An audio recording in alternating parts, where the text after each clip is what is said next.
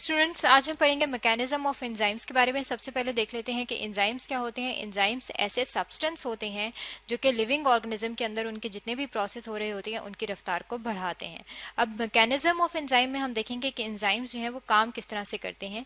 अब एंजाइम्स की स्ट्रक्चर अगर हम देख लें तो यहाँ पे हम अपने सामने इस डायग्राम में देख सकते हैं कि ये हमें एंजाइम की स्ट्रक्चर दिखाई गई है, जिसमें इसकी एक्टिव साइट दिखाई गई है। ये जो गहराई वाली जगह है ये इसकी एक्टिव साइट है, और एक्टिव साइट पे आके कोई भी सबस्ट्रेट अटैच होता है, और जब सबस्ट्रेट इसके साथ अटैच होता है तो एंजाइम जो है वो जो भी प्रोसेस होता है उसकी रफ्तार को बढ़ाते हैं।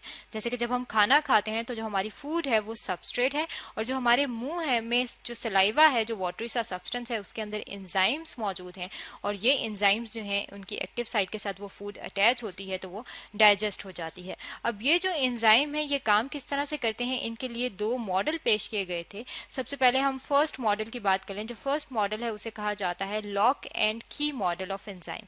अब इसे लॉक एंड की मॉडल ऑफ एंजाइम इसलिए कहा जाता है कि जो एंजाइम हैं वो बिल्कुल लॉक एंड की के प्रिंसिपल पे, उनके असूल पे काम करते हैं। जिस तरह से एक स्पेसिफिक लॉक के लिए, एक खास किस्म के ताले के लिए उसकी एक खास चाबी होती है, बिल्कुल उसी तरह एक खास एंजाइम के लिए उसका एक खास सबस्ट्रेट होता है। अब ये सबस्ट्रेट जो है ये स्पेसिफिक क्यों होता है, यहाँ पे अगर हम अपने सामने देख लें तो यहाँ पे हम लॉक एंड की डायग्राम रख रहे हैं। अब ये जो लॉक है आप देख सकते हैं कि इसकी एक खास शेप है जिसके अंदर यही खास शेप वाली की जाएगी।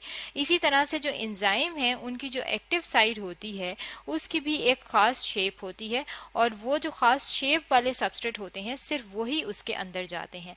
अब अगर हम इसी पॉइंट को और ज्यादा तरीके से वाज़ेह कर लें तो यहाँ पे हम इस डायग्राम में देख सकते हैं, ये हमारे सामने एक डायग्राम है। इस डायग्राम में जो है ये हमारे सामने जो है ये दो एंजाइम जो है वो दिखाए गए हैं। एंजाइम्स किस तरह से दिखाए गए हैं, ये जो एंजाइम है इसमें हमें दिखाया गया है कि ये क्या है, ये एमाइलेज एंजाइम है। एमाइलेज जो है ये एक एंजाइम है जो कि कहाँ पे मौजूद होते हैं, हमारे सलाइवा के अंदर मौजूद होता है, जो कि हमारे मुंह के अंदर मौजूद होता है। अब जब हम अपने मुंह के अंदर खाना डालते हैं, फूड डालते हैं, तो ये एंजाइम काम करता है और उसको डाइजेस्ट करता है। अब अगर हम इस एंजाइम की ये वाली शेप देखें कि ये इस तरह से इसकी ये वाली शेप हो, तो इसकी ये जो शेप है यहाँ पे इसके लिए एक खास सबस्ट्रेट ही आके लगेगा। अब खास सबस्ट्रेट किस तरह से लगेगा कि जो ए और बी हैं उनकी शेप आप यहाँ पे देख सकते हैं कि ये जो इसकी इस तरह से स्क्वायर वाली शेप है ये इस अमाइलेज की जो एक्टिव साइड है उसकी शेप से मिलते हैं। इसका मतलब है कि जो एमाइलेज एंजाइम है जो कि सलाइवा के अंदर मौजूद है वो एक खास किस्म के सबस्ट्रेट को अपने अंदर अटैच करेगा। इसी तरह से जो हमारा स्टमक है उसके अंदर भी एंजाइम मौजूद होता है, और उस एंजाइम को कहा जाता है पेप्सिन। अब जो स्टमक का एंजाइम है उसकी अलग शेप होगी इस एमाइलेज एंजाइम से, और वो एक खास किस्म के सबस्ट्रेट को अपने साथ फिट करेगा और उसे किस चीज में कन्वर्ट कर देगा, प्रोडक्ट में कन्वर्ट कर देगा। लेकिन ये जो एंजाइम प्रोडक्ट में कन्वर्ट हो गए हैं, सिर्फ उनके लिए ये शेप इंपॉर्टेंट नहीं होती, बल्कि एक और भी चीज है जो कि इसके लिए इंपॉर्टेंट होती है, और वो किसने बताया था, दो साइंटिस्ट थे जिनका नाम था Paul Fielder and D Woods. ये जो दो साइंटिस्ट थे इन्होंने बताया था कि सिर्फ शेप जो है वो इंपॉर्टेंट नहीं होती, बल्कि एक और जो चीज है वो है डिस्ट्रीब्यूशन ऑफ चार्जेस। और ये जो डिस्ट्रीब्यूशन ऑफ चार्जेस है ये भी बहुत ज्यादा इंपॉर्टेंट होती है एंजाइम्स की, जो ये जो सबस्ट्रेट इसकी एक्टिव साइट पे आके अटैच होते हैं उसके लिए। यहाँ पे अगर हम अपने सामने इस डायग्राम में देखें तो ये हमें एंजाइम की स्ट्रक्चर नजर आ रही है। अब ये जो एंजाइम है यहाँ पे इसकी आप एक्टिव साइट देख रहे हैं, इस एक्टिव साइट में जो है ये चार्जेस डिस्ट्रीब्यूट हुए हुए हैं। अब चार्जेस जो है अगर हम उनको देख लें कि चार्ज होता क्या है, तो सबसे पहले हम चार्ज की डेफिनेशन देख लेते हैं। जब भी कोई एटम एक इलेक्ट्रॉन लूज करता है यानी कि निकालता है, बाहर करता है, तो हम कहते हैं कि वो पॉजिटिवली चार्ज हो गया है, और जब कोई एटम एक इलेक्ट्रॉन गेन करता है तो वो क्या हो जाता है, वो नेगेटिवली चार्ज हो जाता है। तो यहाँ पे जो है यहाँ पे नेगेटिव चार्ज मौजूद है इस एंजाइम की एक्टिव साइट पे, और जो उसका सबस्ट्रेट है वहां पे भी चार्जेस मौजूद हैं, लेकिन यहाँ पे कौन सा चार्ज है, यहाँ पे पॉजिटिव चार्ज मौजूद है। अब सबस्ट्रेट जो है उस पर पॉजिटिव चार्ज है और जो एक्टिव साइड है उस पर नेगेटिव चार्ज है, यानी कि ये दोनों चार्जेस क्या हैं, ये ऑपोजिट हैं। और ऑपोजिट चार्जेस को क्या कहा जाता है कि ये कॉम्प्लीमेंट्री चार्जेस होते हैं। यानी कि जब सबस्ट्रेट और एक्टिव साइड पे कॉम्प्लीमेंट्री चार्जेस होते हैं तो तब सबस्ट्रेट इस एक्टिव साइड पे आके फिट हो जाता है, फिक्स हो जाता है। यहाँ पे आप देख सकते हैं कि ये हमने कॉम्प्लीमेंट्री चार्जेस को इस तरीके से भी बताया है कि जो पॉजिटिव है उसके साथ नेगेटिव आकर जुड़ रहा है, और जहाँ पे नेगेटिव है उसके साथ आके पॉजिटिव जुड़ रहा है और इन डिस्ट्रीब्यूशन ऑफ चार्जेस की वजह से जो है ये सबस्ट्रेट इस जगह पे आके फिट हो गया है। इसके अलावा एक और भी मॉडल था जो कि मैकेनिज्म ऑफ एंजाइम से रिलेटेड था और वो जो मॉडल पेश किया गया था उसका नाम था induced fit model of enzyme.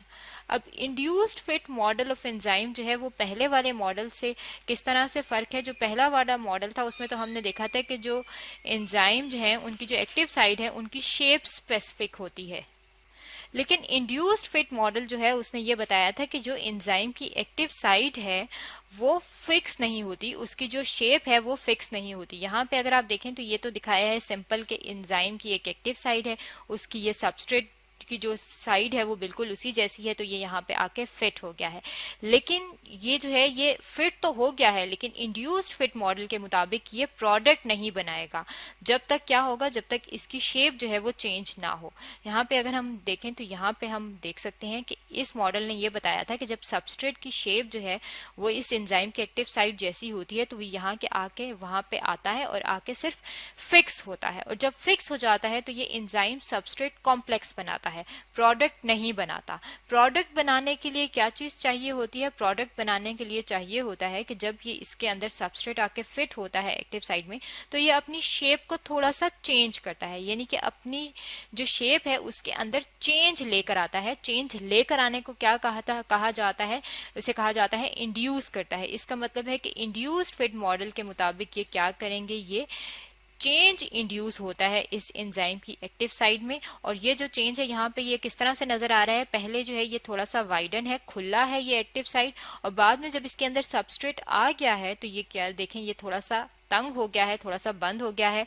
और ये कि जब इसके अंदर थोड़ी सी इसकी शेप चेंज हो गई है तो तब क्या हुआ है, तब ये एंजाइम प्रोडक्ट कॉम्प्लेक्स बन गया है। और प्रोडक्ट बनने की वजह से हम कहेंगे कि जो इसकी एक्टिविटी है एंजाइम की कि उसने प्रोसेस को तेज करना है वो शुरू हो गया है। और प्रोसेस तेज होने की वजह से हम कहेंगे कि प्रोसेस की एफिशिएंसी जो है वो इंक्रीज हो गई है, किसकी वजह से? एंजाइम की मदद से। इसका मतलब है कि जो इंड्यूस्ड फिट मॉडल है उसमें जो एक पॉइंट इंपॉर्टेंट है वो क्या है कि चेंज होती है शेप, यानी कि और जो चेंज है इसकी एक्टिव साइट की शेप में वो इंपॉर्टेंट होता है एंजाइम की एक्टिविटी में। ये तो थे मैकेनिज्म ऑफ एंजाइम से रिलेटेड दो मॉडल्स जो कि आज हमने स्टडी किए हैं।